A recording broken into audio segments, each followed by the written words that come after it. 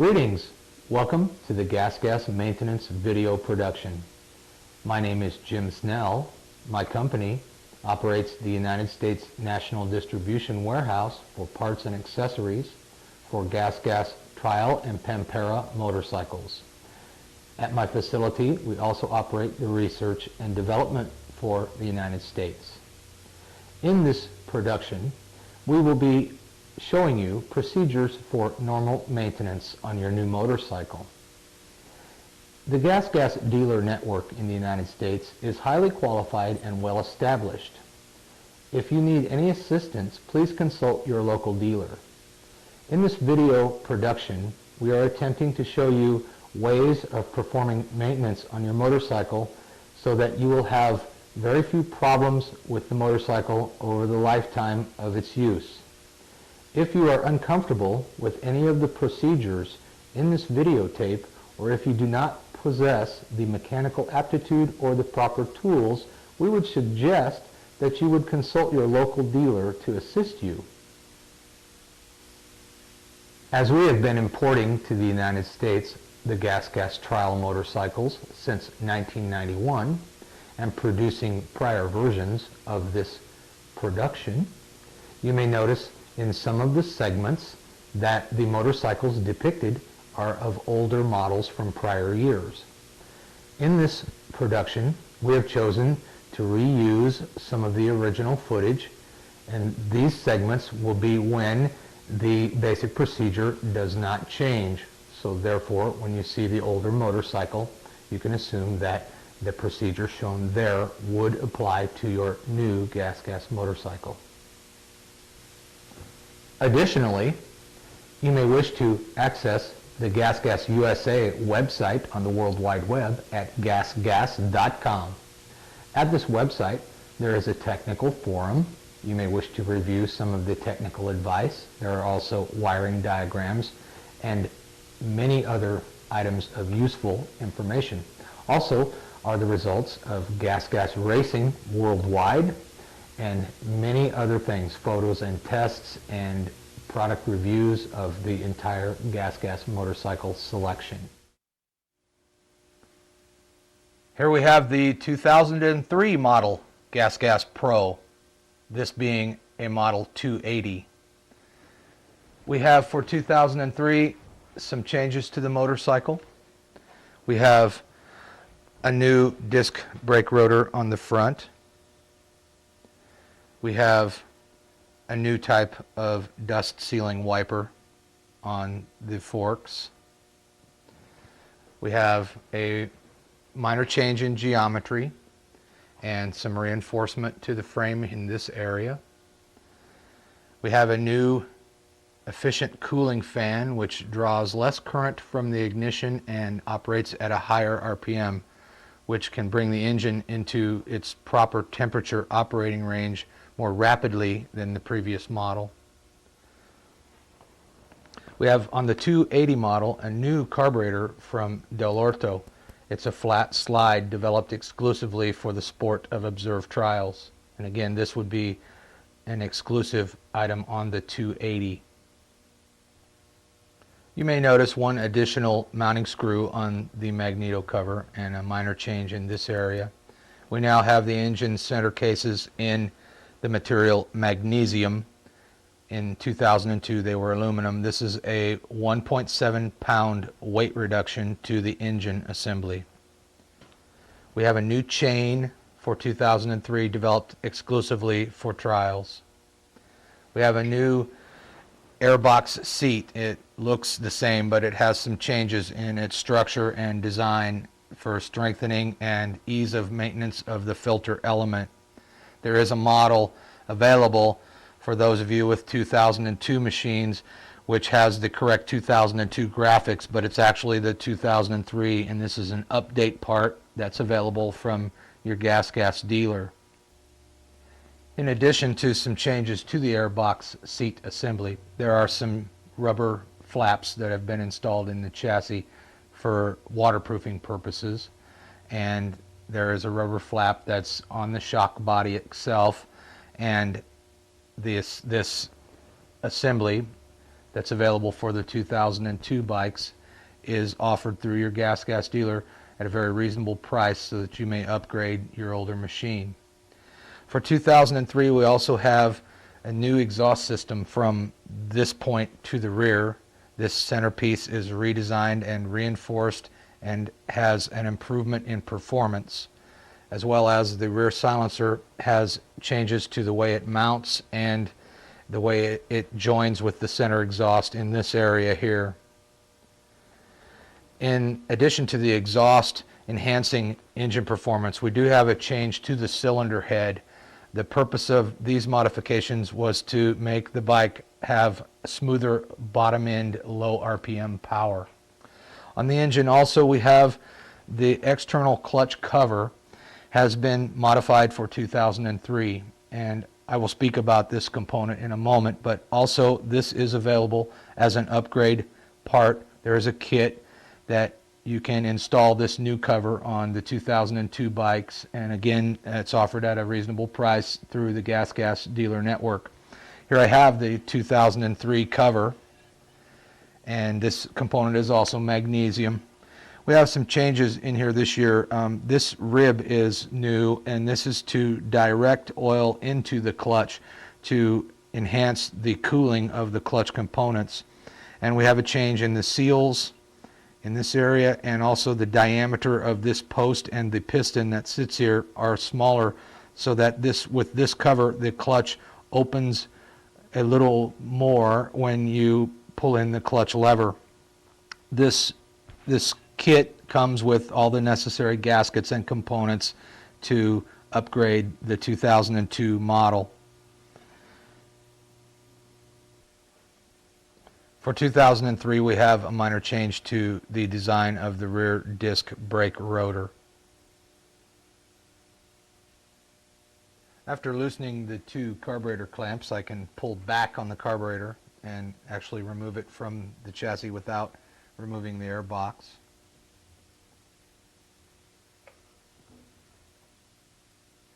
Okay, so we can remove the carburetor like this, and we can, on the throttle cable up here, we can give us a little bit of slack so that we can remove the top of the carburetor here and pull out the slide, then work on the carburetor on the workbench.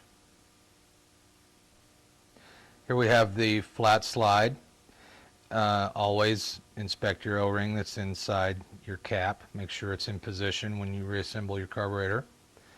To remove the slide from the cable, there is a little side slot that you can pull the cable out. Then we have an 8mm socket as necessary to loosen this nut, which retains the needle if you want to make a needle clip adjustment.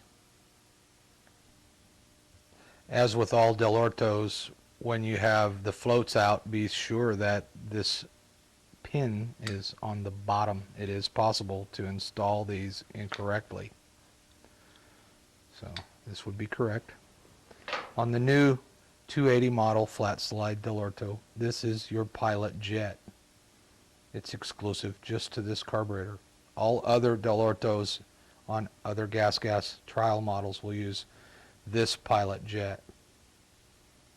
So when ordering a jet for the pilot circuit on your 280 for year 2003, be certain that you specify that it has the new type flat slide Del Orto carburetor.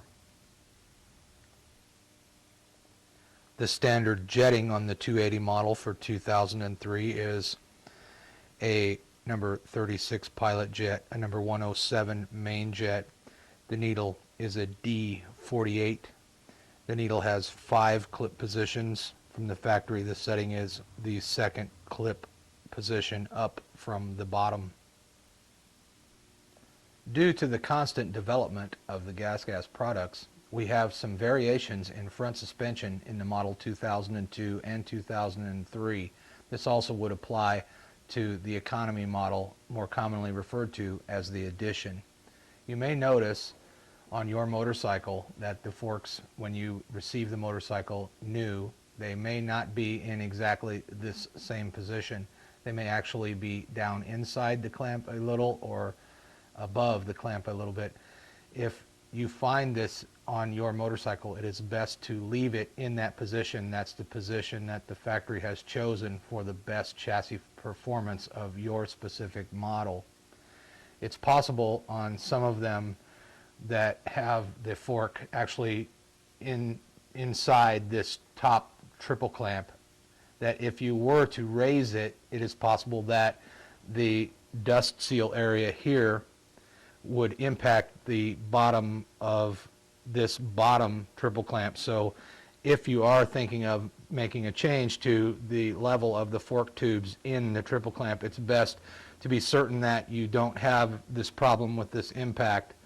The reason for the differences in length is because they have realized, due to the developing way of riding in the World Championship and the way that the chassis geometry is developing in the sport, that the previously longer travel front suspensions are no longer needed for today's motorcycles. With the motorcycle on a center stand where there is no weight on the front wheel, this will give you a complete extension of the front suspension.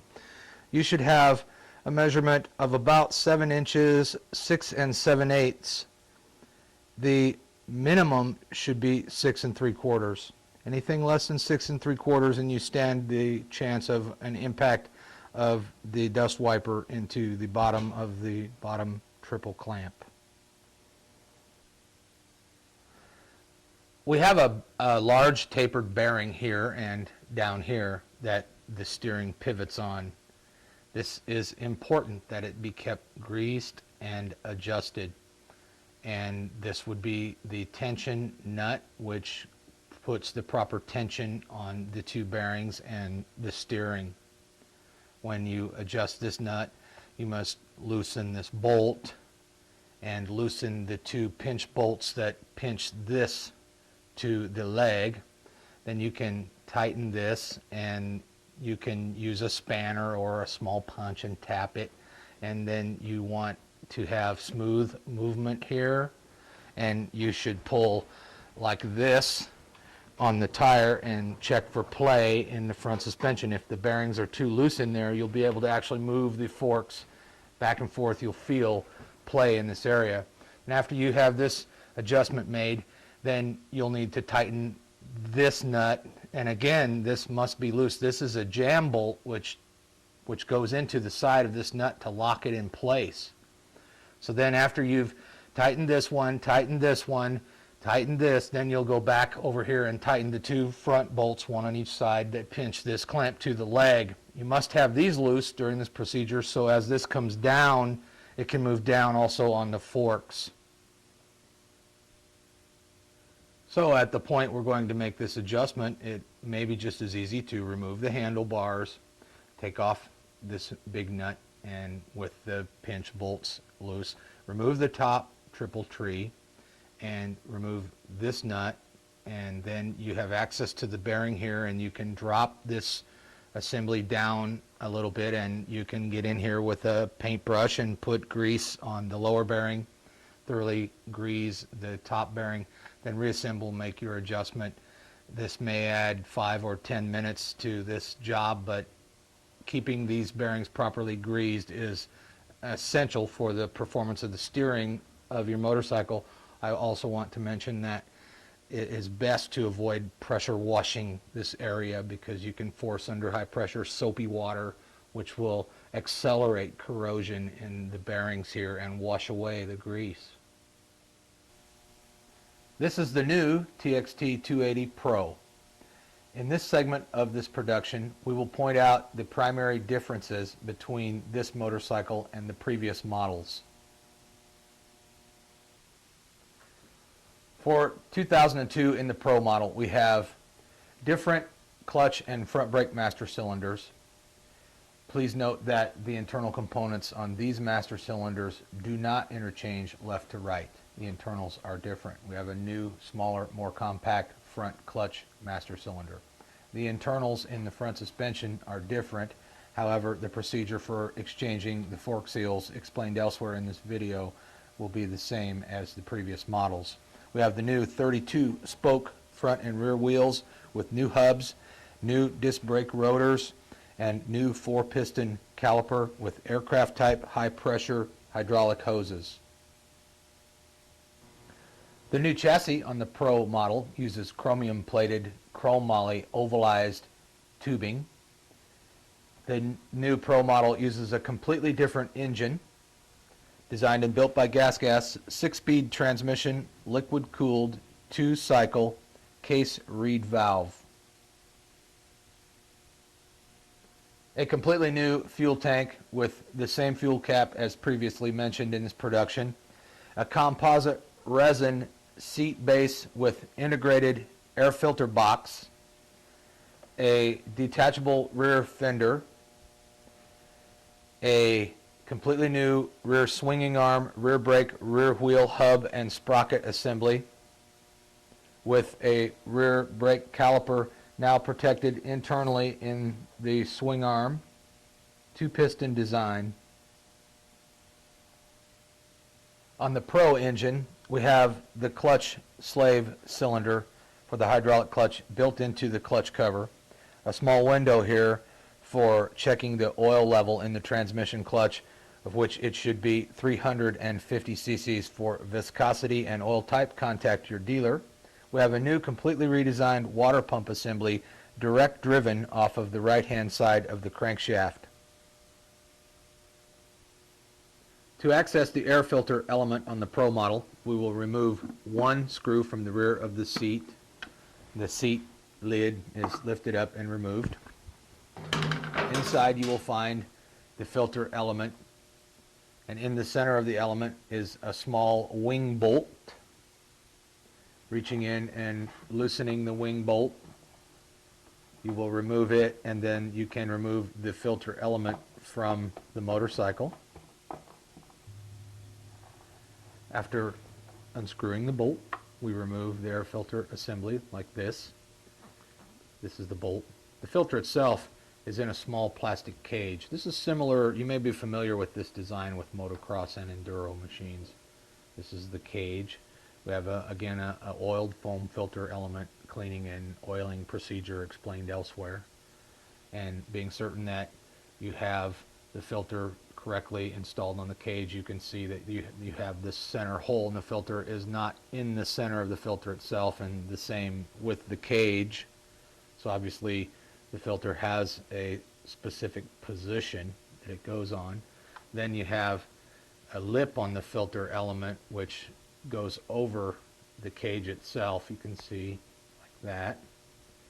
Then when this is reinstalled, this is sealed into the inside of the air box. Now the high point in this cage goes up when reinstalling the filter, so this would be in the upright position here. Here we have the surface that the filter seals against, and in the center here is where the wing bolt attaches. So the filter and its cage sits here. In the bottom of the air box we have a water drain hole. In case some water may get into the air box, it actually will go below the filter area and then drain out through that small hole, which has a little rubber seal on the bottom. The air box breathes up here on top in the front. This is the only place that the air comes in at into the box itself. Here we have on the bottom of the air filter box a burp valve. By squeezing it like this, you can drain any accumulated water that on a rare occasion may be inside the box. This may also drain under the force of gravity. When the engine is running, the suction of the engine will draw this into a closed position. So squeezing it from the side, you can see opens a small orifice in the bottom, allowing any water to drain. To remove the airbox seat and rear mudguard fender assembly, we have 4 countersunk Allen bolts here on each side.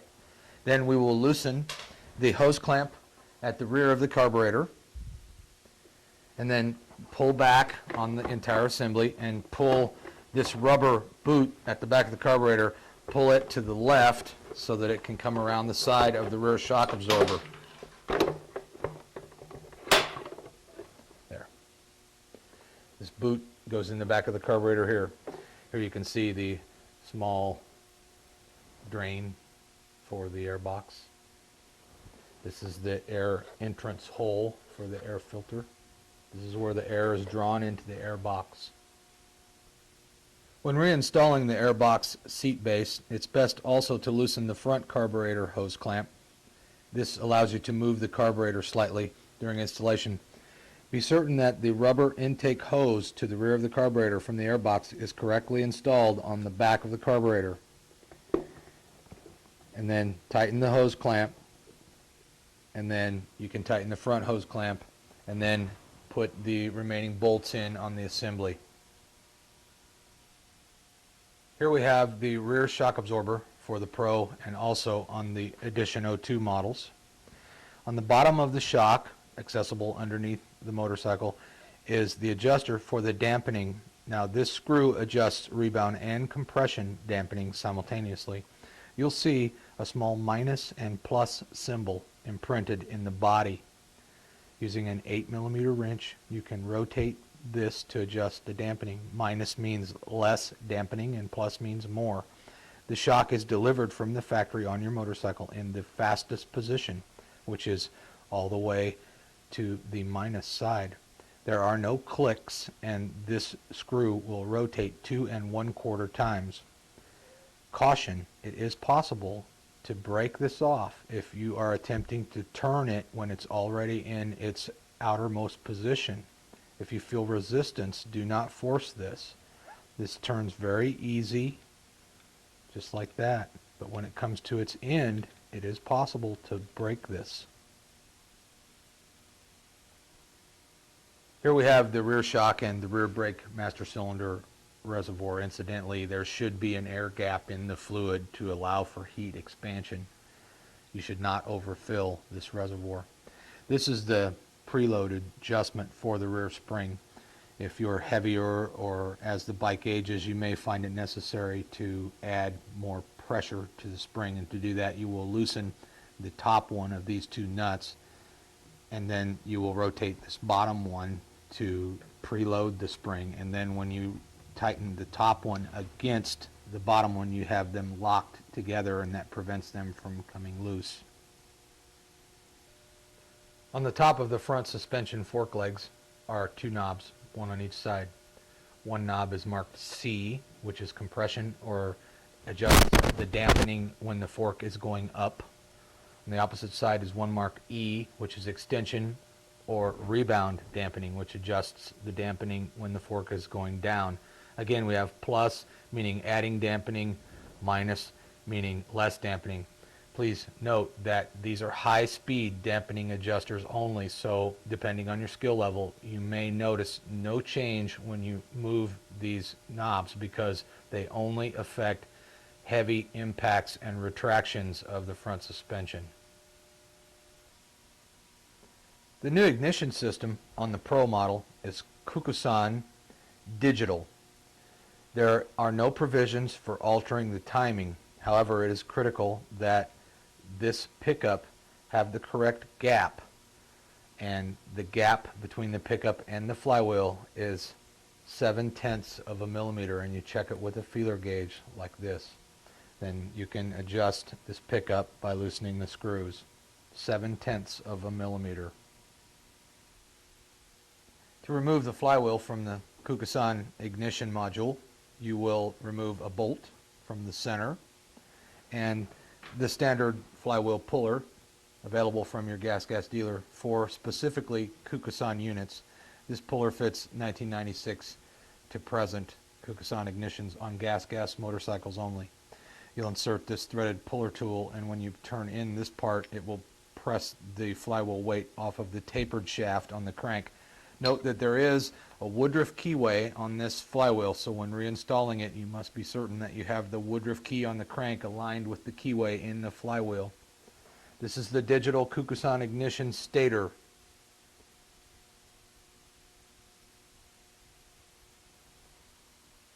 These windings are for generating AC power, alternating current, which is used for your lights and for your cooling fan. This winding is to generate the spark This, of course, is the tripper coil, and then when the signal is sent from here, it goes into the black box or the advanced module, which decides when to fire the spark plug according to the RPM of the engine. Note, because of the more compact design of the new Pro engine and the smaller oil capacity of the transmission clutch, that you will want to change the oil more frequently. The oil drain plug is in the center of the bottom of the engine cases, accessible through the round hole in the engine skid plate. On the oil drain plug is a small magnet, and when you take the plug out for changing the oil, be certain that you clean the magnet to remove any material that's stuck to it. To put new oil in the motorcycle, this is the access plug here, and it's the same size Allen wrench as the drain. To gain access to the clutch, and also to show you the new features of this new engine, we will first remove the 3 mounting screws from the water pump. Please note that there is one that's longer. That would be the one on the bottom. You will wiggle the water pump and pull on it, and it will come off the engine. You don't have to drain the cooling system to do clutch maintenance. If you do want to drain the cooling system, this brass bolt here is, when we're removed, will allow the water to drain. The water pump seals to the engine with an O-ring here. Then you can place the water pump to the side and hold it with some string or a rubber strap. Looking at the inside of the water pump, we see here the shaft which drives the impeller. The brown color in there is the water pump seal. To do maintenance to this device, you will remove the snap ring, which is visible there on the interior, and the components come out this way. This pin going through the shaft will fall into place in one of the 2 cutouts in the end of the crankshaft here. So when reinstalling this, be certain that you have proper alignment of this pin with the crank. Now we're going to hold the water pump out of the way with a strap. Here we have the water pump assembly for the Pro. The components that are inside the water pump are shown here. Note that the water pump shaft and the impeller are opposite the normal threads. This is counterclockwise to install the impeller to the shaft. This is because as the shaft rotates against the pressure of the water, the impeller will be self-tightening. To disassemble the water pump, we will remove this bushing here. It has a nylon washer seal. Inspect this.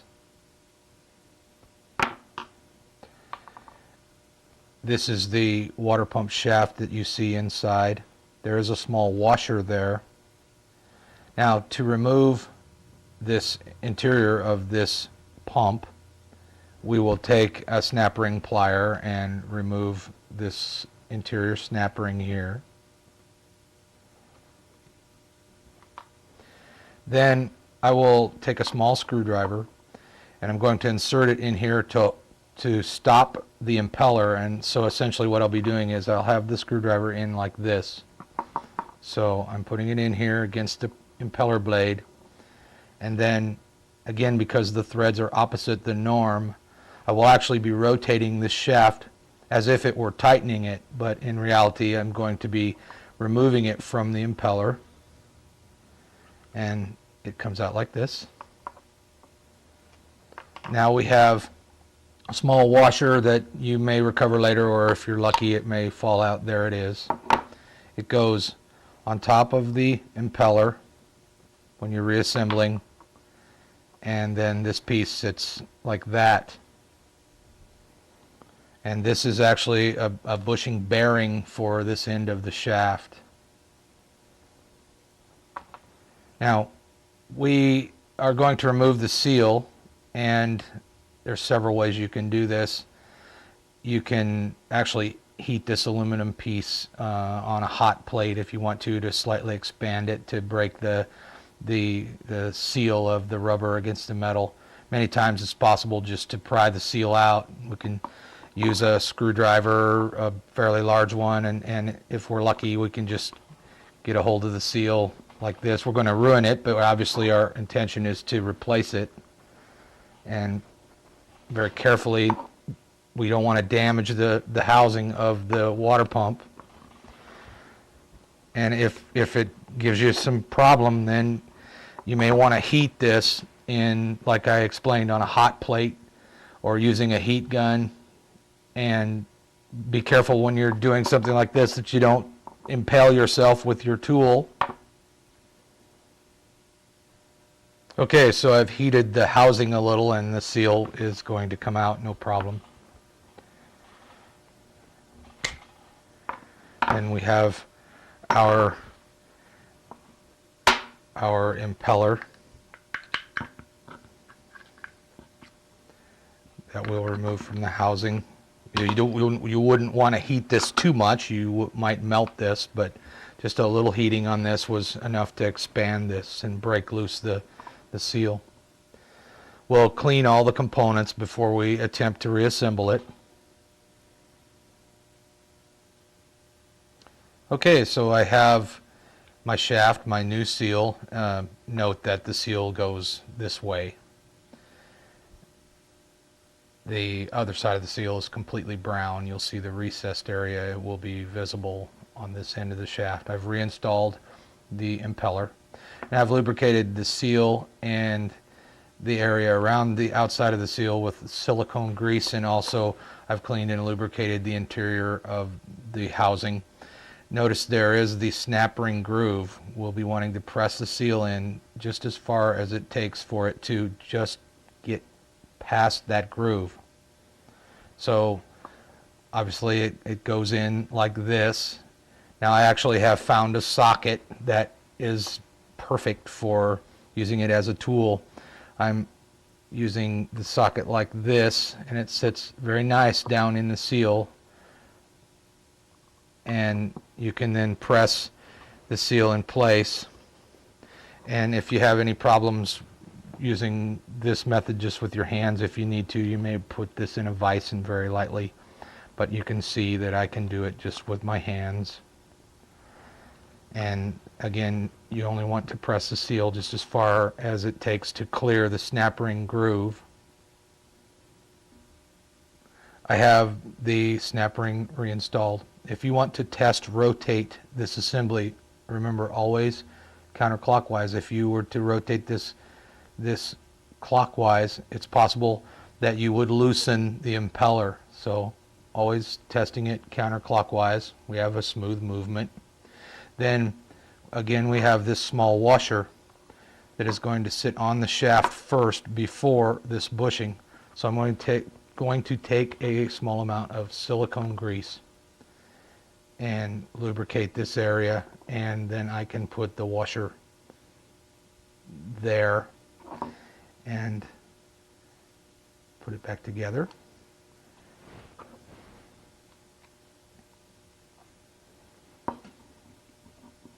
And we want to tighten this just snugly because we don't want to squish that nylon seal and damage it.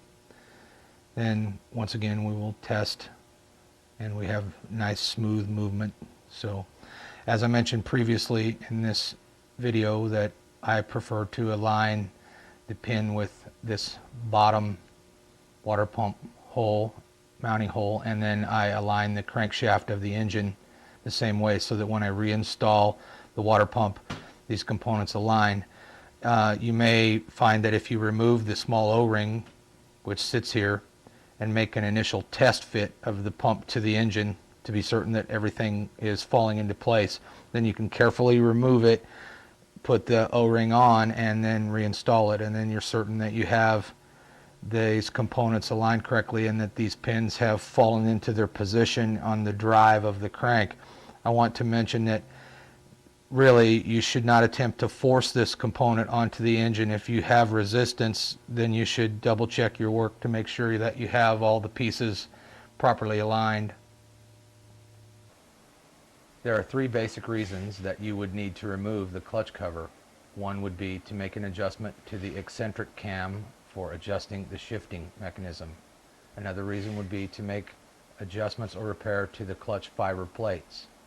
And the third reason would be to make adjustments or repair to the slave cylinder, which is built into the interior of the clutch cover.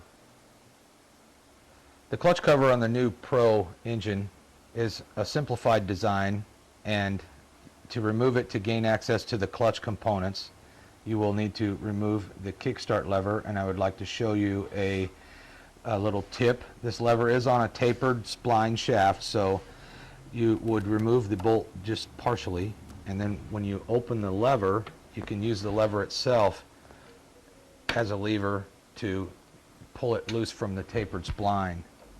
And then once it's loose, you can take the lever off of the engine. Here we have the water pump.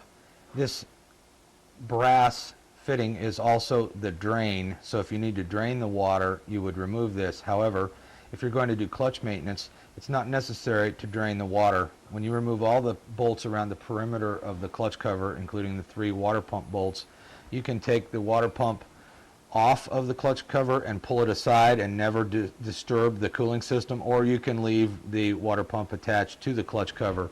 This would be the hydraulic line going into the clutch for the slave cylinder. This is the hydraulic fluid coming from the master cylinder on the handlebar, which opens the clutch. It's also not necessary to disturb this when you remove the clutch. When you have all the bolts out of the clutch cover, you can release the cover from the engine by merely pulling on the clutch lever, which presses on the slave cylinder, which is in here, which will press the clutch cover loose from the motor. Here we have the unique GasGas PRO clutch. To exchange the fiber discs on the clutch, you do not have to remove the assembly from the engine. However, we're going to take this off to show you how it attaches. To get the clutch basket assembly off, there's one Allen bolt which uses a thread locking sealant that's in the center, and you remove that. And then you remove this clutch by wiggling it from the spline shaft that is the engine shaft. And then you have here the entire clutch basket and clutch pack.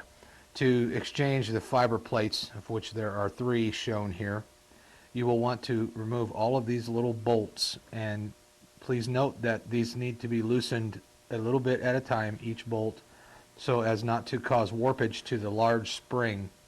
This item right here is the spring itself, which applies the pressure to the clutch. Then when you pull the clutch lever in on the handlebar, the slave piston that's inside the clutch cover presses on these fingers, which opens the clutch. This gear here is the kickstart idler gear. When you pull on the kickstart lever, this toothed piece engages to this gear, and as you're pulling the kickstart lever back, it rotates the clutch assembly, which starts the engine. Of course, this gear is the right-hand side of the crankshaft itself, and this area previously shown is where the water pump is driven. This piece here is the clutch lever return spring. When you're shifting down from a higher gear or from neutral down into first, it would go that way, and then upshifting would be like this. And this spring is what gives your lever the return feel that returns it to the neutral position. This assembly here attaches directly to this shifting drum that's inside the engine cases, which then actuates the forks which move the gears in the transmission. This design is unique to the GasGas PRO model. When you remove the cover from the side of the clutch, when you pull it off, be aware that typically this washer will stick here to this cover. The washer needs to be on the kickstart shaft, like that. Also be aware that this little foot on the kickstart shaft will need to be aligned properly so that it goes into this recession in the clutch cover when reinstalling. Be very careful that you have this in this position. On the clutch cover itself, this would be the piston for the slave, and there is a washer with a lip, and this washer, as I show, and where it goes is here, so it must be reinstalled correctly like this. Under it is a bearing, and we'll discuss later the rest of the components here, but we have a spring and some O-rings, and this being the piston. Also, this is the water pump drive. If you take the clutch cover off with the water pump on the cover, or if you've removed the water pump beforehand, keep in mind that the end of the crankshaft has a cross pattern notch in the end of the crankshaft itself, and you must be certain that this pin falls into the crankshaft for proper alignment on reinstalling the water pump and clutch cover. The unique spring design on this new clutch, we have here a Belleville spring, and this exerts a tremendous amount of spring pressure to these 10 bolts and this plate. The bolts, to remove them, it's best to use an Allen wrench, and then when you pull pressure on the wrench, to take a small hammer and to tap lightly on the bolt, and the bolt will release. This is the best method to release these bolts. When removing the clutch assembly from the motorcycle, in the center, down in here, is an Allen bolt. And please notice, this Allen bolt has a hole directly through the center of it. This is so that the engine can breathe through the crankcase vent hose. You must be certain that you use this same bolt when you reinstall the clutch. This bolt sits in a bushing that looks like this, which is down inside the clutch hub. Once you've removed the bolt, you can remove the clutch assembly, the basket, and everything from the engine. You can sometimes remove it very simply with your hands. Other times it may be a little stiff, so very carefully you may use some type of a device to lightly pry, but be certain that you do not damage the delicate engine cases. It doesn't take much effort to work the clutch free from the transmission shaft. And here we have the clutch and the basket, which is here. And again, we have a washer that sometimes sticks, which that's this washer, and it goes here. Then the basket sits like this. And here you can see plainly the gear spinning, which is what the kickstart lever engages, which spins this, which then turns the crank, which starts the engine. The design of this clutch features these 10 small levers. The correct position of these levers is with an upward tilt, as you can see here. This clutch I'm holding is on the lower side of the tolerance of these levers. They can actually appear higher than this. If you see your clutch levers are relatively flat, as shown here, it may be necessary to make an adjustment to the clutch by changing the metal plates. Inside the clutch are 3 fibers and 2 metals. The original metal plates are 1.5 millimeters thick, and we have optional 1.4 and 1.3 plates available. When you put a thinner metal plate in, you essentially are narrowing the clutch pack, which raises the levers. You can see here when I press down that the levers rise. The metal plates and fiber plates will last a long time because of the excellent pressure that the Belleville spring applies to the assembly. However, over time it may be necessary to make this adjustment. After removing the 10 small screws, you have this ring here which applies pressure to the Belleville spring, which you can see here. The Belleville spring is beveled, and when you tighten this ring down, that is making the spring apply its pressure to the clutch. We then have a pressure plate here, which is perfectly flat, which the outer fiber disc contacts, and this moves up and down. When you press in the clutch and these levers drop, they lift this pressure plate against the pressure of the Belleville spring. You have these 10 little finger arms, pressure release arms. They're all exactly the same and they're perfectly flat. It is not critical whether they're this way or that way. However, you can see the mark on the spring. The mark that is farthest away from this edge, it would be the bottom side of this arm. You can see this mark is closer to this edge. This would be the top. If you feel you need to install these, you can turn them over, but it would be best to keep them all in the same position, whether they're this line is up or this one. They should all be the same. And you'll need to take these out when you take out the clutch plates, because they overlap the first metal disc. Then when you lift the first fiber, you'll see under it the first metal, and then a fiber, and then another metal, and then another fiber. And here we have this base plate that the inner fiber disc makes contact with. This spline here is what inserts into the transmission shaft. When reassembling, if you keep these two components, again, as I mentioned before, if you keep them together, it makes the assembling of the clutch easier because it keeps the components in alignment. Now, if we were going to make an adjustment to raise these levers for the adjustment I spoke of previously, we're going to take our disc, which is slightly thinner, and install it either here or in the one disc below, and then we will set aside the original that was 1.5 millimeters thick.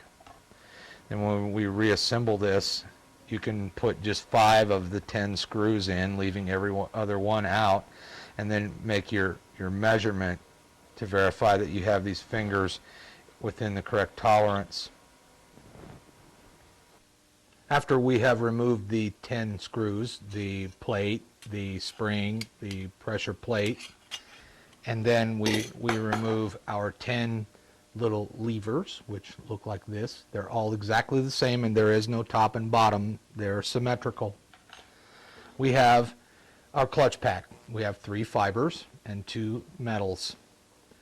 Now, the correct width of this entire pack, which you can find a diagram for these specifications at GasGas.com in the technical section. We have a clutch pack width which is correct to be 9.75, 9.8 millimeters. If it's above 10 millimeters, then you may need to make an adjustment to this pack to return it to the correct measurements. The reason this is necessary is over time it's possible that the fiber discs may swell slightly, and then you can adjust this by changing the metal discs. There are 3 thicknesses available. The original is 1.5 millimeters. There's 1.4 and 1.3 available. So if we want 9.75 and we have 9.95, then obviously we could take a 1.5 out and replace it with a 1.3, and then we would be returning to 9.75. Or we could put 2 1.4s in. Obviously you're doing some math with these metal discs to return the whole pack to the spec width, which then puts the fingers back into the levers, back into the correct position. And it is normal for these to sit like this. So when you have the correct clutch pack width, you will have the levers in this position. And you'll want to also inspect your fiber discs, make sure that the material is intact and in good condition. And I want to mention that on the fiber discs, you may see these straight lines in the fiber material at 12 o'clock, 3, 6, and 9. When you reassemble the clutch, you will want to place each fiber disc to these we will refer to as tangs. You will need to move the next disc 2 tangs clockwise, and of course you have a metal in between each one. then a metal, then your next disc 2 tangs clockwise. This will give you proper operation and proper flow of oil through the clutch pack. As I mentioned, there is a measurement here, and we're checking to see that these fingers are at the correct height. It's normal that they be loose like this. That's just the way it's designed. What we're going to measure here with the clutch in this position is the distance from the top surface of these fingers, and incidentally they should all be level. If one is not level with the others, you want to check all your components for some kind of a fault. And you're going to measure from this top surface down to this flat surface here on this inner hub. Now you can do that with a caliper by setting the caliper on top like this and just letting the caliper arm go down in there and then take the reading, or you can use a metric straight edge and you can set it down in there like that and get your measurement off, again, the top surface here out at the edge of these. The correct measurement, the minimum is 16 millimeters and the maximum is 19.5. As the clutch fingers drop towards the minimum, you may notice that the effort required at the handlebar lever increases. When the levers are at near their highest tolerance, you may notice that the effort at the handlebar lever is very easy. I want to mention that there is a measurement that you can make on the clutch here, and I want to point out the features of the unique GasGas clutch here in respect to the fact that it's adjustable. The interior of the clutch hub has a machined surface that you can see here. And taking our caliper, we will rest the caliper on the fingers and reach down inside and measure to that point. And we have on this clutch 19.5. Factory spec is 17 millimeters plus or minus 1. However, I want to point out that when the fingers are higher, which 19.5 is the outside edge of as high as these can be, when these fingers are higher, the levers, the clutch opens slightly easier and has a more progressive opening and closing. When the fingers are lower, the clutch opens and closes quicker, but has a slightly harder lever pull at the handlebar. This way you can adjust the clutch to your riding preference. It's possible that on your motorcycle, especially if it sits for a long period of time without use, that you may experience that your clutch has no resistance in the lever, that it just pulls very easily and that the clutch does not open or disengage. If that's the case, then you may have a problem here in this hydraulic master cylinder, but probably it is a problem that's here in what we commonly refer to as the slave cylinder. This slave has a piston. Some people call it the top hat because that's what it looks like. And it has this spring which just keeps tension on the parts. It has 2 O-rings. It's possible that these O-rings may swell or become damaged, which will cause either brake fluid to leak out of the system, or it can cause transmission fluid to come into the fluid system for the hydraulic clutch. I will show you a procedure on repairing this. If your clutch pull at the lever is really easy and the clutch drags excessively, which means that the clutch is tending not to release, you may have a problem with these O-rings that are in the slave cylinder in the clutch cover, and you may need to replace them periodically. When you remove this piston, there is a spring. Then you'll find 2 O-rings that are sitting in these 2 grooves. Typically they will be 2 black O-rings, or it may be a black and a red O-ring. If it's the reddish brown O-ring, it will be in the groove that is here, most inboard on this post. You'll replace these rings, then you'll reassemble these components, then it will be necessary to bleed the system to purge the air, and you'll use the method that I discuss elsewhere in the video, and it's the same as working on the brakes, where you use an injection into the bleeder nipple, which is on this side of the clutch cover right here. I've removed the piston, the spring. Now with a small pick, I can remove the O-rings like this. And there are replacement O-rings. They may be like the originals. They may be like these, which are green. And you can see I've used an example here of a O-ring which is swelled. You can see that this brown one is a little larger. And you install the new O-rings. Now, I want to mention that this must be clean and dry, and your hands must be clean. Obviously mine are not, but the objective is that you do not contaminate your new parts with oil and or hydraulic fluid. When you reassemble this, you want everything to be perfectly clean. So you'll use some type of a solvent to remove all the oils from these components, and you'll remove your new O-rings from their package. Again, with clean hands and clean components, you will want to pre-lube these parts only with a silicone-based lubricant, not a petroleum base, because you can actually contaminate these O-rings and cause them to prematurely fail in the future. Now for 2003, this is different than this. We're showing a 2002 model here. And here we have the 2003 clutch cover. We have this seal here, which goes on top, and this brown one is the lower one. The seal goes in the position that I'm holding it in now, with this lip facing up.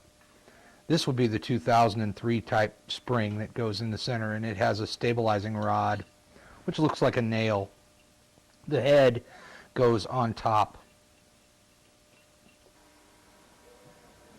There are 3 bolts which hold the water pump to the engine. When you remove the 3 bolts and pull away the water pump, you can see here in the end of the crank you have 2 options for this pin on the water pump drive to go in the crank. What I do is I move the crank so that one of these lines is in perfect alignment with this screw hole. Then I can do the same thing with the water pump drive. You can see like this that I have it aligned with this screw hole. So then if I move the crank so that it's in alignment here, I want to reinstall the water pump, then I'm certain that I do have this in alignment. There are, on the 3 water pump bolts, 2 are of one length and the third one is longer. The longest one goes on the bottom. I'll mention again that when reassembling the clutch cover, you need to be sure of the alignment of the water pump shaft pin with the crank, and the position of the previously explained little foot that's on the kickstart mechanism that falls into this hole here. Not this one, but this one. You can see that it's deeper. When reinstalling the clutch cover, be certain that you do not fold over the lip on the kickstart seal. You must watch this as the shaft is going on and inspect the seal to be sure that it's properly installed. Well, now that we've repaired our clutch components, we must now bleed the clutch system again to remove the air from the hydraulic system. As explained elsewhere in this video, we're going to inject fluid with a syringe into the bleeder nipple, which is on the side of the clutch cover.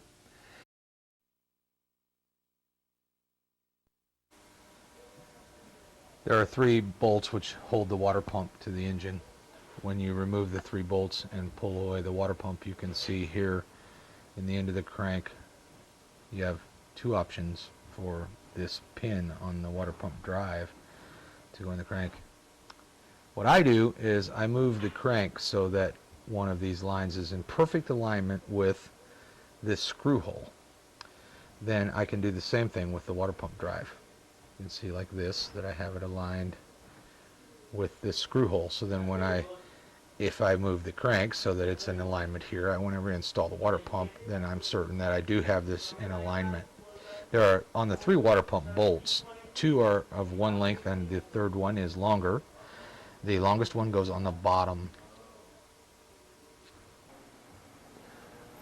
I'll mention again that when reassembling the clutch cover, you need to be sure of the alignment of the water pump shaft pin with the crank and the position of the previously explained little foot that's on the kickstart mechanism that falls into this hole here.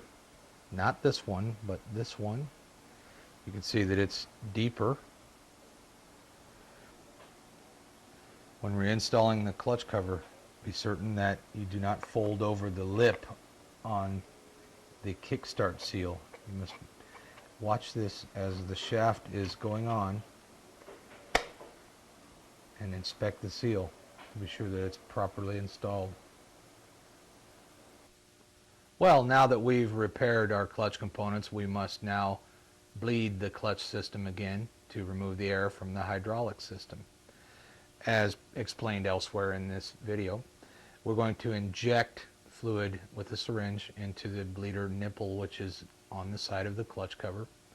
And we have removed the fluid from this reservoir, and we're injecting fluid from the bottom. And if in the beginning of this process you find that the syringe has resistance against it and the fluid does not want to flow, then you probably have this screw here on the lever adjusted in too far, which is preventing the piston inside here from opening all the way and opening the small hole in this reservoir. After we verified that we have fluid coming up from below, we will fill the reservoir here partially, and then we will close the bleeder below, and then we can pump this lever here through some long strokes and some short ones, and you will begin to feel that you're getting a clutch. It may be necessary to repeat this process more than once. I also want to mention that it is possible for small air bubbles to stick to the interior of the line, so in this process you may find it's necessary to tap on the line as you're using the syringe, and you may see that when you do this, additional bubbles will rise up in the fluid. This process should give you a good clutch very quickly. When bleeding the clutch to eliminate the air from the system, you'll find here a small rubber cap. This being the bleeder nipple here, typically it's a 7mm wrench.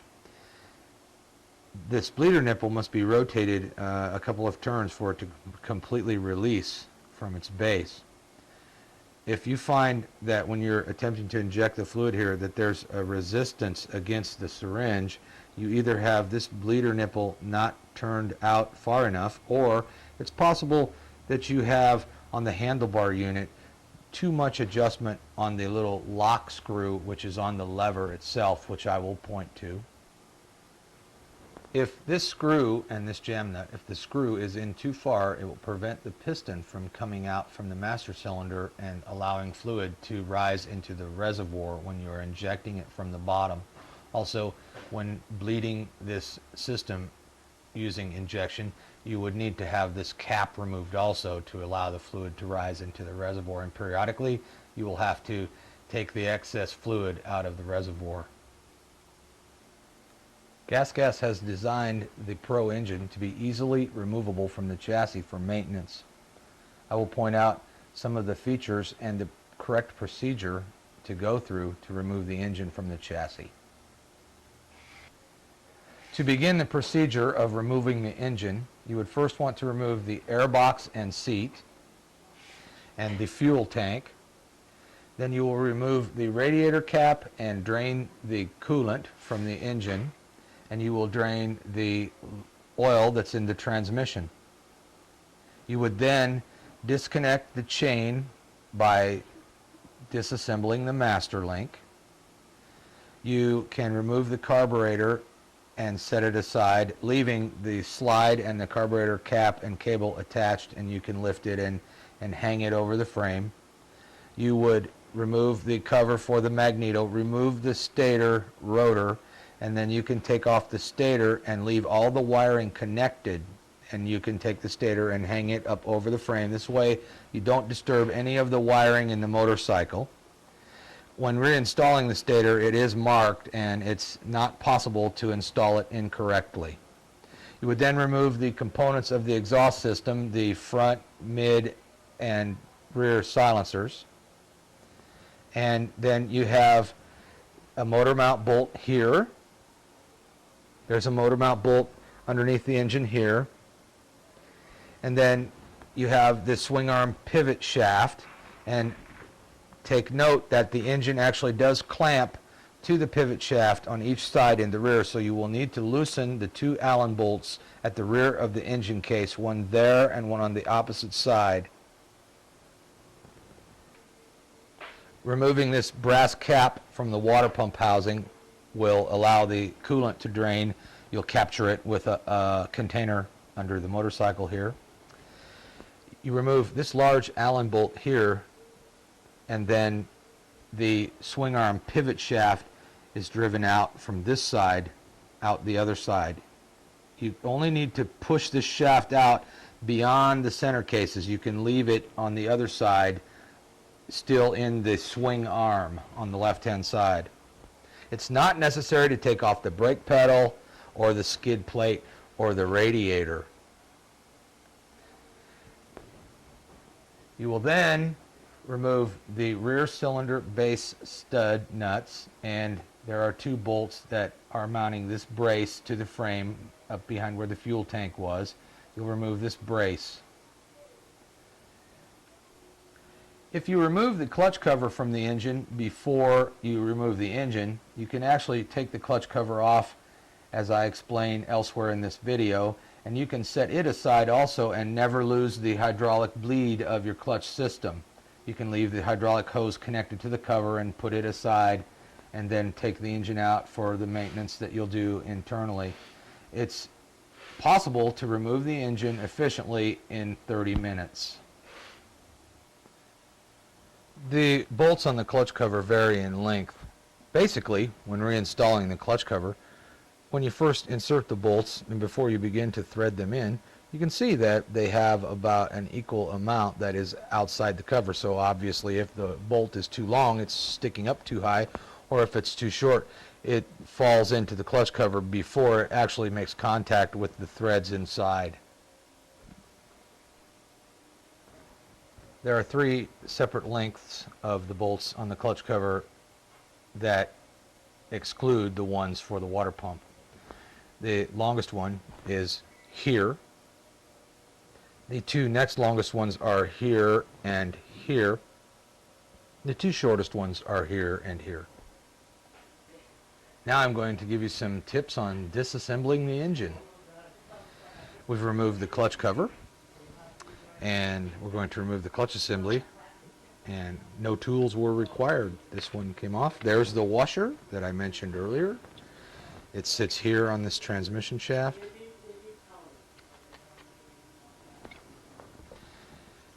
On the back of the engine here, we have where the reeds and the carburetor manifold are. We have a spacer plate. I've already removed the manifold. I've removed the intake manifold, and I want to point out about this spacer plate. I'm showing it here installed incorrectly. There is a more narrow end here. This would be correct here. And there is a gasket on each side of this. I have made a wood square with lumber for holding the engine while I work on it. After removing the 4-cylinder base nuts, it may be necessary to tap lightly on the cylinder to release it from the engine cases. We lift the cylinder off, being careful to catch the piston as it comes off.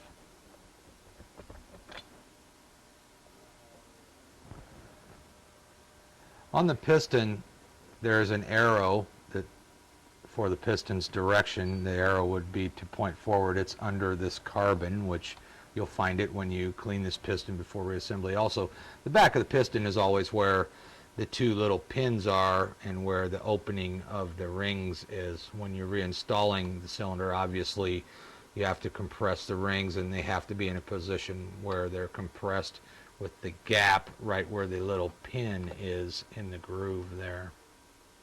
This is the back of the piston. During assembly, GasGas may use only one or more than one base gasket under the cylinder. This would be to properly set the deck height and squish of the cylinder head.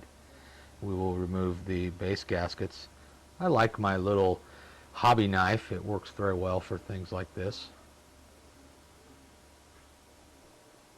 To remove the piston, you have on each side a spring clip, and you grab it like this and rotate, and there it is. On reassembly, it's always prudent to put a rag down inside around the piston, so when you're installing these clips, there's no possibility that it can drop down into the crankshaft area and be lost, where it would be difficult to retrieve it. I've pressed the piston wrist pin out far enough to release the piston from the connecting rod. You have this needle bearing, and we're going to set the piston aside. Now we're going to separate the center cases. I've removed the center case bolts. There's one here and here and here, and then there are bolts inside here, and we have one up here above the reed cage. I would like to point out that this bolt here is going through the center of an oil passageway, so we do have a copper washer only on this one here. These center cases are designed to be easily taken apart, and there's just a very, very mild fit here. To separate the cases initially, you just have to take a rubber mallet, and in this area right here, very lightly, you should only need a tap, and you can see that the cases have opened up. When we take apart the center cases to gain access to the crank and transmission, we're going to leave on the right side or clutch side of the engine the clip on the primary drive gear, the clip on the shifting mechanism for the shift drum, and this would be the clip on the kickstart idler gear, which is on the transmission secondary shaft. It's not necessary to remove these clips at this time.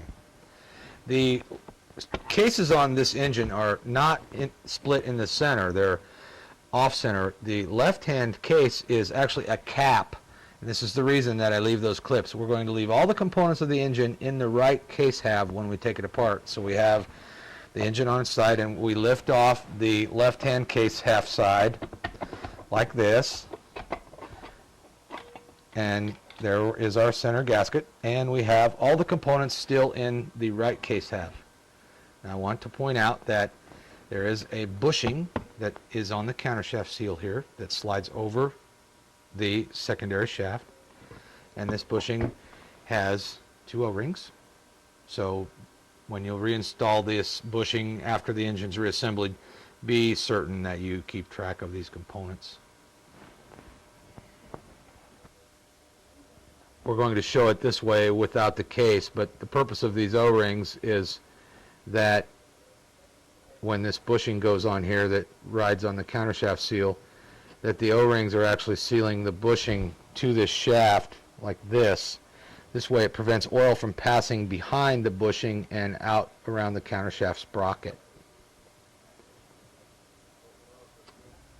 When the transmission is in the neutral position, this shaft spins freely. I'm going to take out the shifting forks. We'll just extract this shaft here, and we have two shifting forks. And to check these to see if they're bent, you put them together like this on a shaft, and they are good if they pass each other without interference. If they're bent, you can see that they are not perfectly flat when they touch each other. These would be good ones. On the primary shaft shifting fork, there's only one. We can remove the shaft. The fork comes out with this gear cluster.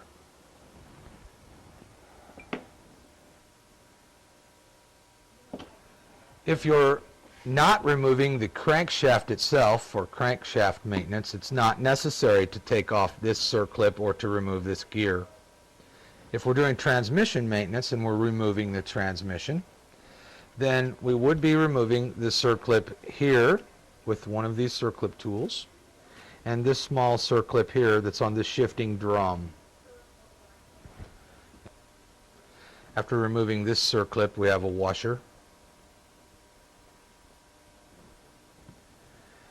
After removing this circlip here, we have a washer, we have a bearing, and another washer. And this washer is recessed, so the best way to get a hold of it is just to use a magnet. Keep these components together like this. This way when you're reassembling it, you're not confused. Here we have a lever arm with a small wheel which holds tension to the shift drum. This holds the transmission in each specific gear. It's not necessary to really remove this arm, however you do have to relieve the pressure of this spring. And to do so, first we will release this Allen slightly, like this. Then you do need to draw the spring back, and I'm going to use a large punch, which is the correct size to drop it in the engine like this. And then you can use it as a lever to pull the spring back off of the bolt, and then the bolt can be removed. And on this bolt is a bushing, and be certain that you have this bushing with the groove that the spring sits in, like it's shown here, the groove being on the top part of the bushing. It is possible to have this bushing installed upside down, so make a note of that. Removing the bolt, we can then release the spring tension and pull the arm back. Again, I like to keep components together like this, then I don't have to remember how this went. So then we're going to remove this shaft, and this disc and this gear will stay because they're under this gear. Now we're going to pull them off exactly like they were and put them back on the shaft so we don't lose track of our components. And we have a washer here. Okay, now when reassembling, I'm going to point this out. You put the washer, then the gear and the little disc down in here like this, and then you center them with your finger, and then you put the shaft in.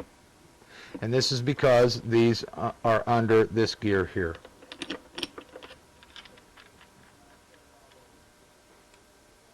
I use a rubber band to hold the parts together when I have them outside the engine. This way I don't lose track of the components. Now we will extract the primary shaft for the transmission, and here is the fork. Keep in mind that if you do not have the crank removed when you're reassembling, that this fork needs to be in here like this when you're putting the shaft back in the engine.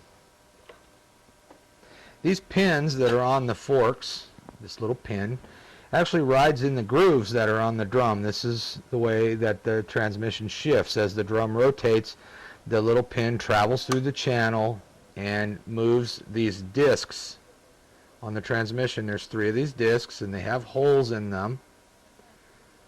And then when the transmission goes in gear, this disc moves over and falls into the little pins that you can see on the side of the gear. So this one being freewheeling, and now this disc is connected to this gear, and then when this pin travels through the drum and moves, it moves the disc to this gear. And the neutral position is when all of these discs are in the center. This way none of the gears are connected to the 3 discs. I'm extracting the shifting drum and shaft, and we have this piece here with the spring and the shaft and drum. This passes through the engine case, and then this goes on the end of the shaft, and then it falls into the slot in the end of the shaft, and we showed previously the washer and circlip. This post is for adjusting the position of the shifting mechanism, and you may be able to see here that the post is actually an eccentric. So when you loosen this Allen, you can put a wrench on this post and rotate it up or down, and this eccentric will move this little arm here, which sits over the post like that, And when this arm moves up or down, you are moving the shaft that this is connected to and essentially adjusting the position of the drum in relation to the forks and the gears. Now what you're doing is you're aligning these two little wheels here, which are spring loaded, and they fall into these little divots. You're aligning these two wheels centered in the drum with the little arm and wheel here that I showed previously, which it falls into these outer stars here. So by making the adjustment of the eccentric, you are aligning these wheels and this wheel so that they are laying down in their respective recessions at the same point. Now, I want to point out that the stars on this drum, that the neutral position is the one that is like this. Now, when you're reassembling this mechanism, you will want the wheel here to be resting on neutral. This way, when you reassemble the transmission, you can spin the gears freely as you're checking your work. Under this shaft, when you remove the drum, you'll find a washer. And again, you can use your magnet to get the washer and extract it. And again, we're going to put it on the shaft so that we don't forget where it goes. I've extracted the shaft from the drum, and they go like this, and we have two washers. I'm going to set them there where they go and set this drum aside, and I'm going to explain this mechanism here. In the case, we have this recessed area that these wheels, which they're spring loaded, they go down in this recessed area. When reassembling this mechanism, I would have the drum on this, but this is for clarity. These wheels are in the wider part of this opening, like this. You can see how this area here is wider and this is narrower.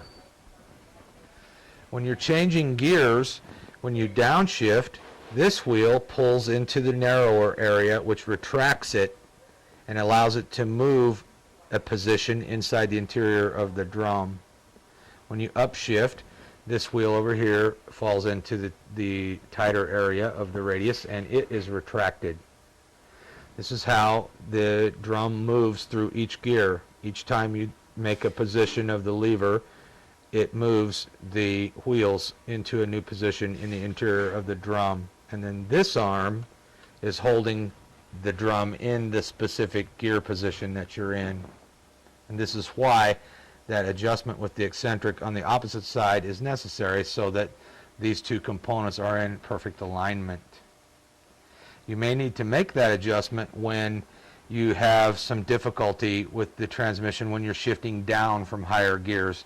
If the transmission is reluctant to downshift, or that you have some false neutrals, then you can adjust the small eccentric, and that will align these and return your shifting mechanism to normal operation. During reassembly, always use a new center case gasket. Always be sure that there are two of these little alignment pins, that they remain. There's one in front of the crank and one here on opposite ends. Be sure that they remain in the right case half, because they hold the gasket in position during reassembly. After you've returned everything to normal, your transmission is in neutral, and you've installed your base gasket, there is some excess gasket which hangs out here at the reed cage and up on top here. Put the gasket behind the crank arm. When you're putting the case back on, be certain the crank arm is pointing out through the hole. If it's back over here, it won't be possible for the cases to go back together. When you're done putting all the bolts in the center cases, and you will start tightening the bolts from the center, and you will work your way out. Be certain you have proper operation of the transmission by spinning the shafts and working the shifter before you trim away the excess gasket material. In the left case half, you have this plastic piece. This is the kickstart return stop. Inspect it for damage, and if it has any wear, replace it. You have a kickstart return spring here that's sticking up out of the right case half. So when you're putting this back together, you have to be certain that this spring goes in that hole in the left case half. This is the one thing you have to be certain on your alignment, is to put that spring in there, like that. There, when you're putting the cases together. Well, I'm going to take a few minutes here and explain some things that are on the clutch side of the engine. The kickstart mechanism, this spring here that holds tension to retract the kickstart lever. This long end goes down into a hole there, and then counterclockwise you must rotate this whole assembly one time before you put it in the motor. This is what preloads the spring. I've made a tool out of a Kickstarter, but you can also use your Kickstarter lever as your tool. Here we have it in position. Okay, now I want to mention that this little piece here, it is going to be facing this hole in alignment with the center of the shaft and this hole. What this piece does is, when you're using the kickstart lever, this piece is in a recessed place in the clutch cover, so it actually pulls the gear up so that it rises up this twisting spline here, so that it makes contact with the kickstart drive gear, which is here. You can see how it rises up and comes in contact with the gear. And then when it rotates this gear, it rotates the clutch mechanism, which starts the engine. I want to mention briefly about snap rings or circlips. There's an inside type and an outside type. Many people don't realize that there's two sides to a circlip. These are stamped by a machine tool. This would be the dull side. And you may be able to see, but you can feel that this is rounded and smooth here. When you turn it over, this has a sharp edge. Now, when a circlip is on a device which applies pressure to the clip, the sharp edge should be facing away from the direction of the pressure. So if the pressure is being applied this way, then the sharp edge should be here, so that this clip has a good grip in its groove. An example would be the clip on the front sprocket. The sharp edge should be facing out, so that if the sprocket is pressing outward on the clip has a really good bite into its groove. It's very important that you check this, especially on internal engine and transmission components. If you're going to have something apart, be sure that you check the position of your clip, because they are symmetrical. So if you don't notice which way it goes, it's possible to install it backwards, which could cause problems later. Okay, so we're showing you how to work on your engine, and a competent mechanic will find these hints very helpful for this procedure. If you don't feel confident on doing this type of work, please don't attempt to do so. And if you have any problems, and if things don't go together like they should, be patient. Take the time to find out exactly what it is that is causing you an obstruction during reassembly. It's unwise to pound, pry, or beat on engine components. Typically, you will cause damage. Experienced mechanics will tell you that your patience is a virtue, works best in the engine repair, and always try to remain as clean as possible. Wash all of your parts in a solvent before you reassemble, and it's also best to lubricate all the transmission components with a light spray oil or something. This way, when you're testing the transmission to see if it's shifting properly and so forth, remembering that the engine actually doesn't have oil in there, that pre-lubrication of all the components is going to let them move more freely, and then you can get a better judge of the operation of the components. Also the same with the piston. You should lubricate that piston with some motor oil or a lightweight oil before reassembling. This way you don't scratch any surfaces inside the delicate bore. Also, being certain to be very clean.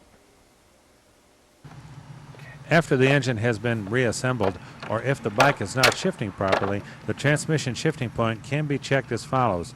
Put the bike on a stand, and by rocking the back wheel back and forth, put the transmission into first gear by using your hand. Keep hold of the shifter lever and let it return to neutral very slowly. Just prior to the neutral position, you should hear a click as the internal shifting ring positions itself for the next gear. Also do this check by upshifting to second gear and noticing the click just prior to the lever again returning to neutral.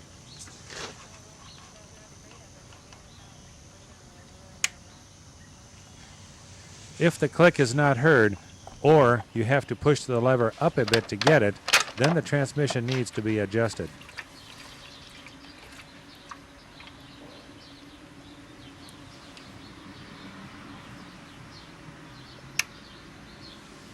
This adjustment is on the right side of the engine, and the clutch cover and clutch assembly must be removed. The eccentric is located between the ends of the shifting return spring and is basically an oblong-shaped post which can be rotated. This rotation moves the centering of the shifting spring, which in turn changes the centering of the transmission shifting shaft. Again, put the bike into low gear as previously shown and let the shifter come up slowly. If there is no click, then loosen the lock bolt slightly and, with a 10mm wrench, turn the eccentric so the spring assembly moves in an upward direction until you hear the click.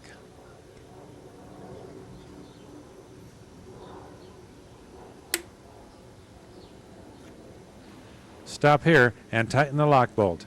If second gear were the problem, the eccentric would be turned the other direction to move the spring downward. Put the clutch assembly back on for now to hold the transmission input shaft from moving and check the gears again. It's possible you may have to do this several times to obtain the correct adjustment.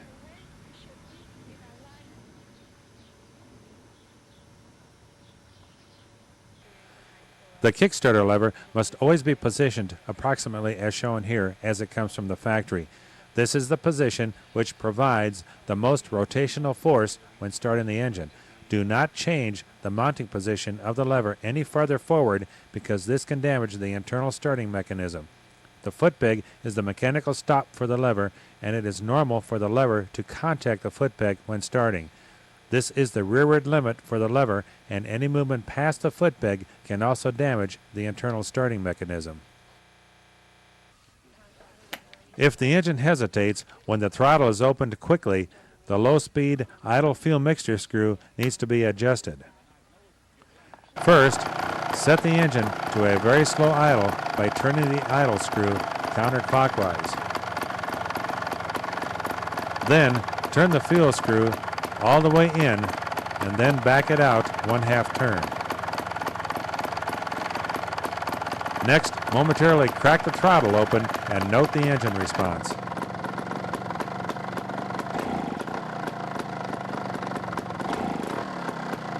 If it hesitates, the pilot fuel circuit is too lean and must be enriched by turning the fuel screw 1/2 turn out or counterclockwise. Then crack the throttle again and note the engine response.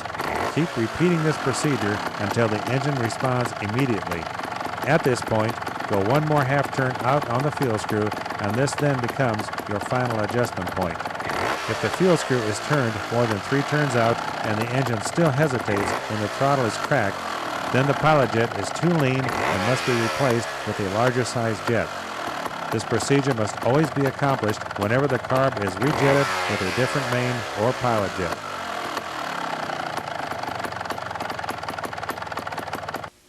In this segment, we will explain how to remove and exchange the fork seals on the front forks or front suspension of the 2000 and 2001 and 2002 model GasGas trial motorcycles.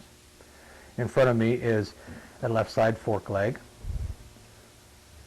Beginning in 2000 and in 2001, 2002, we have a cast lower leg that looks like this being the left-hand side. To exchange a fork seal, we will first remove a bolt that looks like this, which has a sealing washer. from the bottom of the fork leg here. Okay. Then we will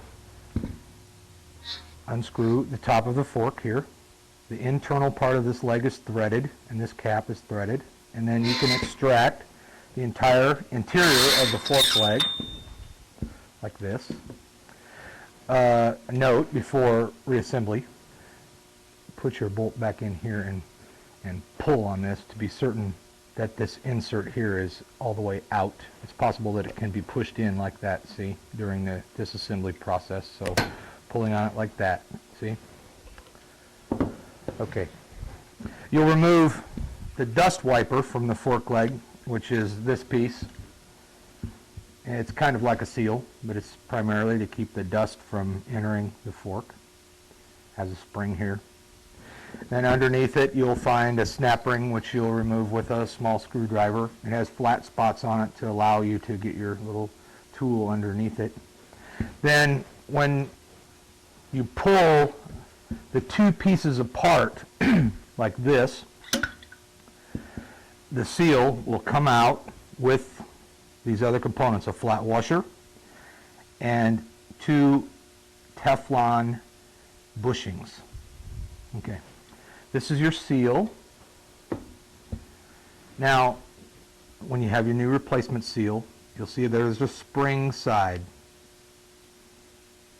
The spring side faces down or into the interior of the fork leg. You should lightly lubricate the seal inside the lip area here and on the exterior with a white lithium grease or a silicone lubricant. Then you will first place the plated leg into the lower leg like this, and then this upper bushing will fall into place into the lower leg, and you can use your old seal to help press this together like that, get it started. And then you take your new seal and put it on the fork leg, and then place your old seal on top of your new seal, and you can tap this seal down in. Then remember, don't use metallic tools for installing the seal, because it's possible that you can scratch the plated leg. So when this is pressed down in there and the groove appears that this ring seats in, you'll then install the ring, and then the wiper goes on there, and then you can put the interior of the fork back together. And then to fill it, when you have the interior in it like this, you'll just pull the leg down a little bit like that, and then pull this to the side and then pour in the oil like this. And you may have to go slowly, because as it gets almost full, it's possible to overflow it. It takes a little time for it to drain down into the dampener. The amount of oil you will put back in this fork is 300 cc's. That is 300 cc's on either side, right or left, and the proper weight is 7-weight fork oil. Now, 300 cc's is after this fork has been disassembled and completely drained and cleaned. I want to mention that when you have this apart for seal replacement, it's a good idea to wash out the interior of all the parts to be certain that all the contaminants from the previous oil have been cleaned out. This way you don't contaminate your new oil. Okay, for those of you who really want to do this job right, maybe make a couple of tools, here's a tip. I have PVC pipe. It's 1.5 inch interior diameter. This piece of pipe can be used as a seal driver.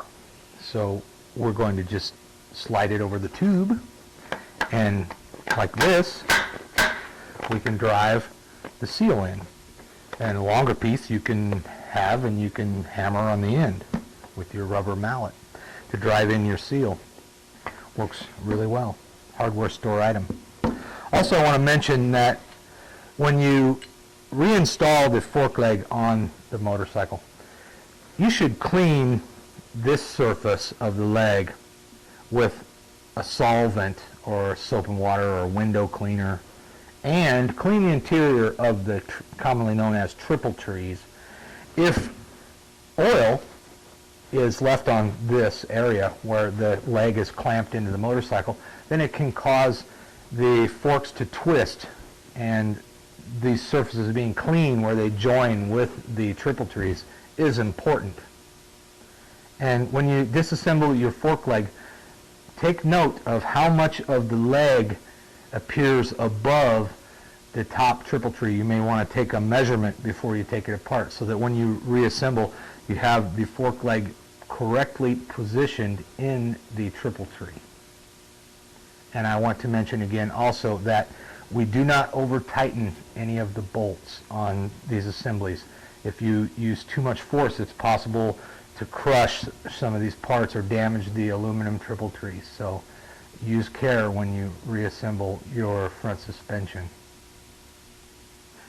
And about the wiper, when replacing this, it's possible that you may find it a little bit difficult to install. A little hint, you can put this in some hot water and let it sit for a few minutes, and it will soften it and it will install much easier.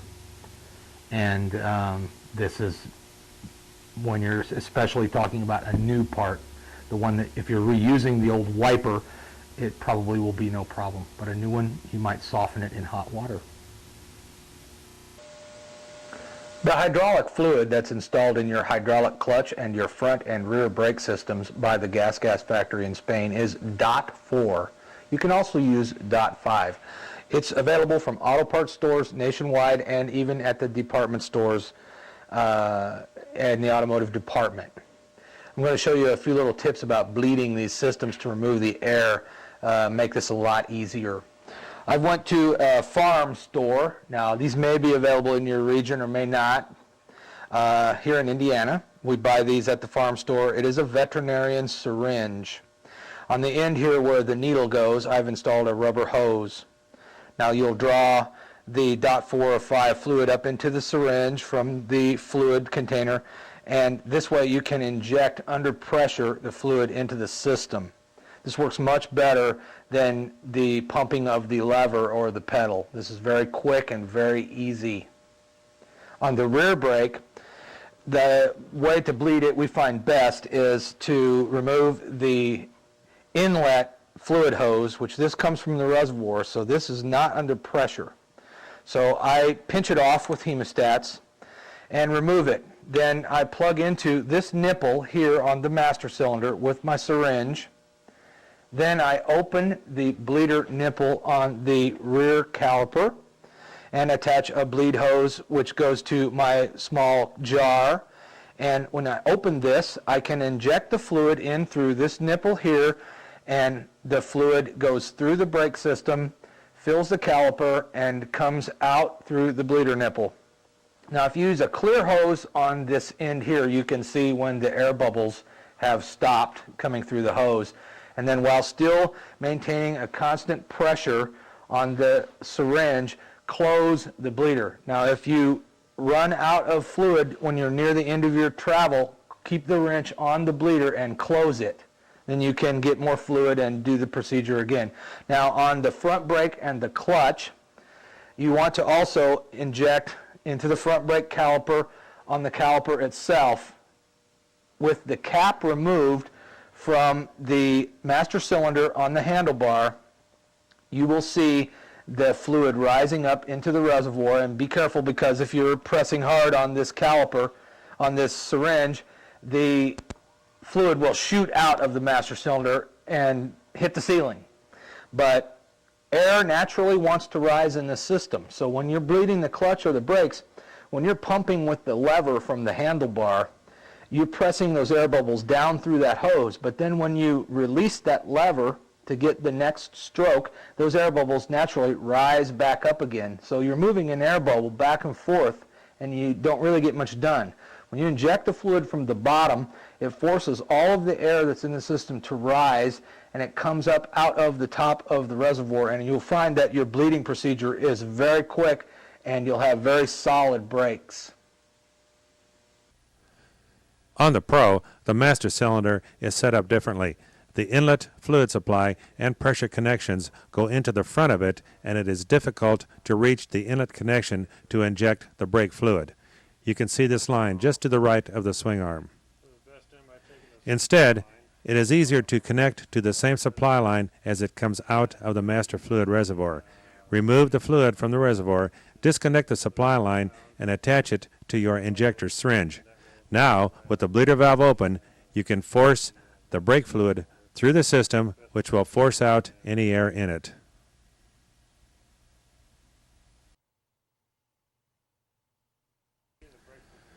If you don't have a syringe to do pressure bleeding, the system can also be bled by pumping the rear brake lever. However, this is much slower because of the short travel of the lever. To speed this up, the brake lever can be removed by removing the 19mm bolt that holds it to the frame and then using a T-handle Allen wrench to apply longer strokes to the master cylinder as you open and close the bleeder. This moves more fluid through the brake line to remove the air. Pressure bleeding can also be accomplished by connecting your syringe to the bleeder. Be sure to remove the fluid from the master reservoir first, then open the bleeder and force the fluid backward through the system. Watch for air bubbles to come into the reservoir, indicating the system is being bled. If you are still having a problem bleeding the system, try elevating the rear wheel as high as you can to get the air bubbles to travel up to the caliper. Then try the pressure method again from the master reservoir supply line. The silver braided pressure line that goes to the caliper from the master cylinder should be checked to be sure it is installed correctly. On a new bike or when maintenance is done to the master cylinder, this line must come out of the master cylinder at a 90-degree angle. If it is lower, the swing arm will hit it and cause it to rotate upward, causing a loss of brake fluid and pressure when the rear brake is applied. When you first assemble your motorcycle, you may wish to take the time to add some additional grease to the wheel bearings on the front and rear wheel. You can do this by using a small pick instrument to remove the wheel seal, and then you can add the grease and then press the seal back in place, and it's done like this. You put the instrument very carefully under the edge of the seal and pick it up. You can see that it comes right off of the bearing. You can see this original bearing here has very little grease. This is just the way that they're produced. So you're filling this area with grease, forcing it down in there, then you put the seal back in, and then take your rag and wipe off what grease oozes out, and you have your bearings super greased.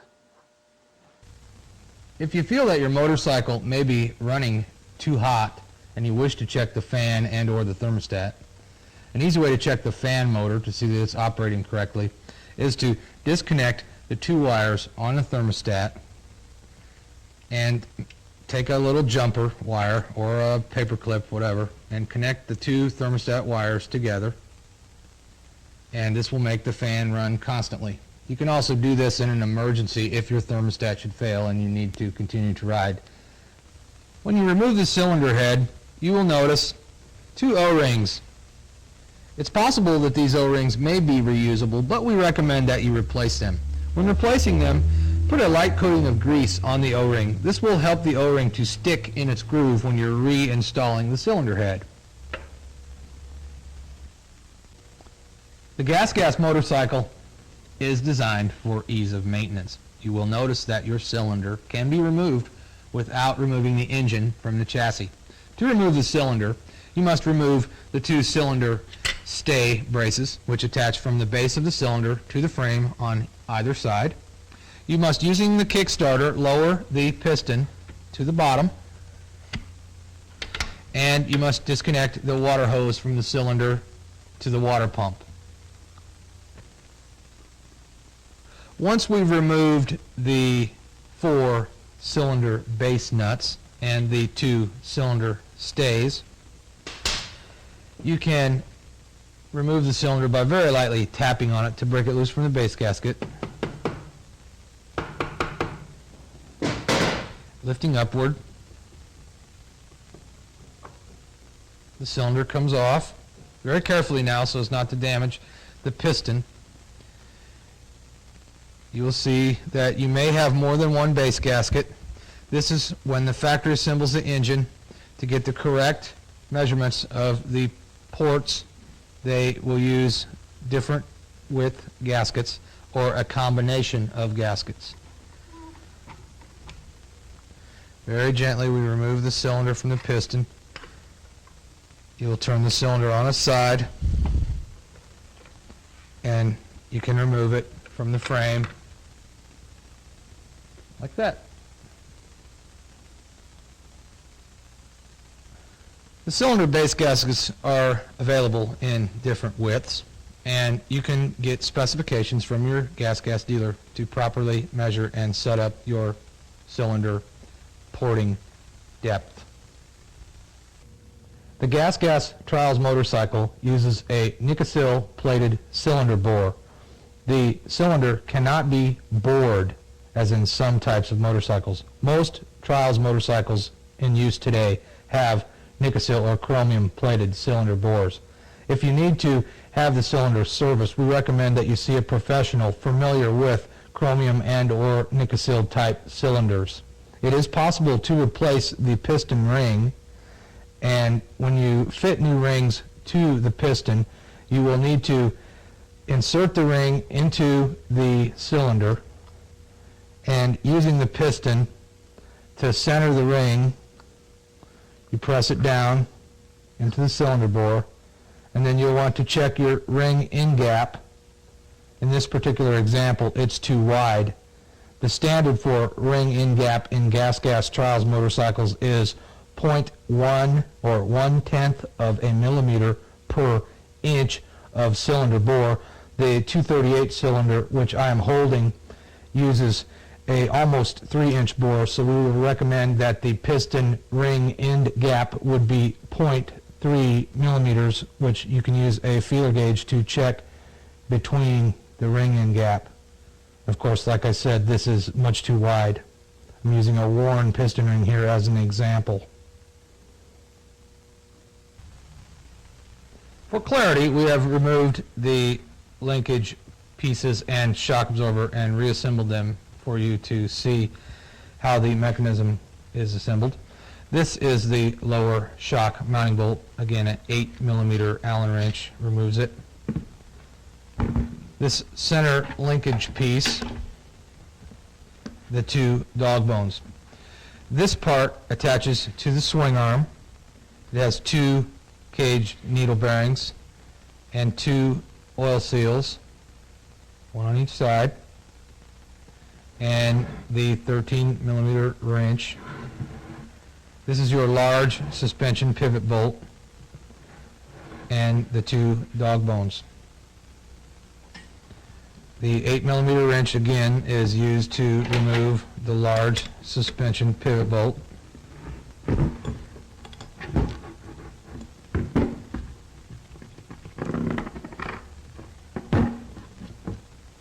This is your dog bone. It has needle bearings inside and an oil seal on each side to keep water and dirt from entering the bearing. These bushings, there are 2 types. This one, which fits the larger bolt, and a very similar one on the opposite end, which fits the smaller bolt.